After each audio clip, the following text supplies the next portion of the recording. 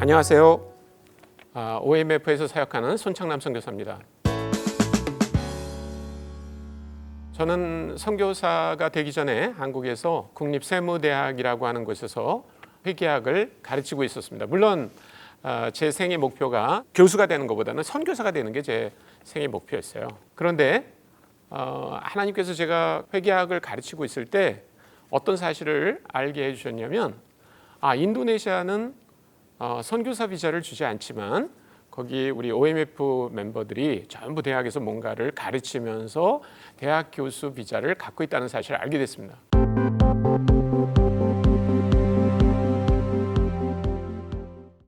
정말 하나님이 나를 인도네시아 선교사로 부르시기로 아주 작정을 하신 거구나, 그렇게 생각하고 기쁜 마음으로 대학 교수를 그만두고 선교지로 가게 됐습니다. 물론 이제 제가 OMF라고 하는 단체 멤버가 되고, 또 OMF가 그 인도네시아 족자카르타라고 하는 도시에 두타와짜나라고 하는 대학의 그 교수로 저를 소개해서 그 대학이 저를 가르치게 그렇게 허락을 했습니다. 그래서 저는 인도네시아 가기 전에 이미 이제 그 비자 프로세스도 다 하고 그렇게 해서 들어갈 때 법적으로 전혀 문제가 없이 그렇게 가게 됐습니다.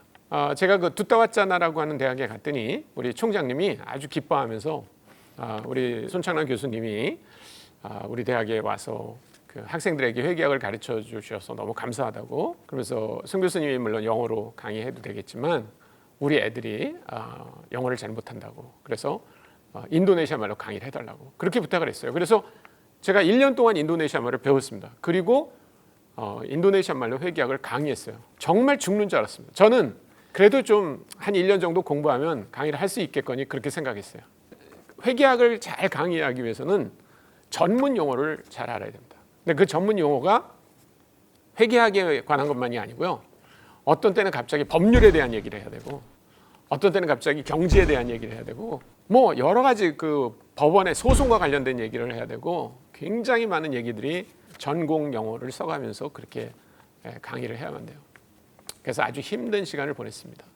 학생들은 막 제가 실수하면 놀리고, 제가 한 학기를 거의 마무리할 때 우리 조교가 저를 찾아와가지고 학기말고사는 자기가 좀 냈으면 좋겠다고, 문제를 냈으면 좋겠대, 조교가. 그래서 왜 그런 생각을 했냐 그랬더니, 애들한테 자기가 그 조교로 도우려고 이렇게 물어보면 맨날 그 교수가 뭐라고 말하는지 자기네들은 못 알아듣겠다고 그렇게 말을 했다는 거예요. 그러면서 자기가 가르친 내용이 있으니까 그거를 시험에 내겠다고. 저는 그때 마음이 너무너무 아팠어요. 제가 만약에 한국에서 회계학을 가르쳤다면 그런 대우를 받을 수 있을까? 근데 더 어려운 거는, 사실 제가 인도네시아에 간 거는 회계학만을 가르치기 위해서 간 건 아닙니다. 저는 기회가 된다 그러면 거의 캠퍼스에 있는 대학생들에게 복음을 전하겠다 하는 게 제 마음이었어요. 그래서 간 거죠. 그런데 전도는 더 어렵더라고요.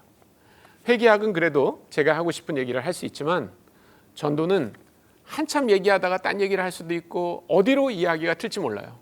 그런데 하다가 이야기가 막히면 저는 이야기를 더 이어갈 수가 없어서 그냥 알았다고 헤어지고, 그런 일이 몇 번 있었습니다. 그래서 어느 순간 저는 완전히 포기했어요. 여기서 내가 과연 학생들에게 복음을 전하고 제자 훈련하고 이런 일이 일어날 수 있을까? 그렇게 포기했습니다. 근데 그때 제게 가장 위로가 됐던 게 뭐냐면, 예수님이 우리 가운데 어린 아기로 오셨다는 거예요. 누가복음 2장에 보면 예수님이 자라던 모습을 이렇게 얘기합니다. 예수님은 지혜가 자라고 키가 자랐다, 이렇게 얘기하고 있어요. 그러니까 그 말은 뭔가 하면, 예수님이 3살 정도 됐을 때는 3살 먹은 아이의 생각, 3살 먹은 아이가 하는 말, 3살 먹은 아이만큼의 크기, 그렇게 잘하셨다는 거예요.